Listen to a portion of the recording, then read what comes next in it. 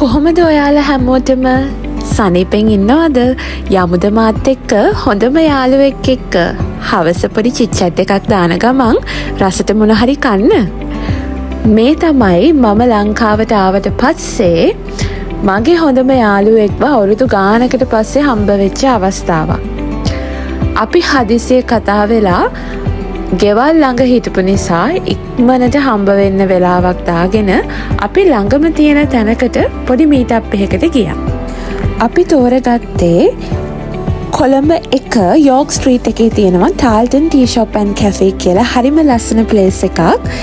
එතන තමයි අපි තෝරගත්තේ අපේ මීටප් එකට.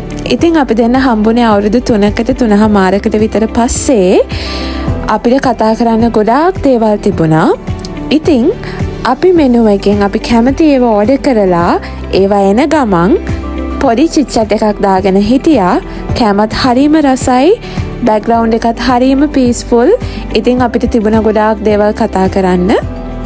ජීවිතේ හැමදේම බෙදා ගන්න යාළුවෙක් ඉන්නවා කියලා දැනෙන හැඟීම හරි වෙනස්. ඉතින් මං හිතනවා අපි හැමෝටම මෙහෙම කෙනෙක් ජීවිතේට ඉන්න ඕනේ. බයක් සැකක් නැතුව ඕනම දෙයක් කතා කරගන්න. ඉතින් මගේ සර්කල් එක හරි පුංචි. ඒ සර්කල් එකේ ඉන්න එක යාළුවෙක් තමයි මේ. අපිට හුඟක් දේවල් කතා කරන්න තිබුණා.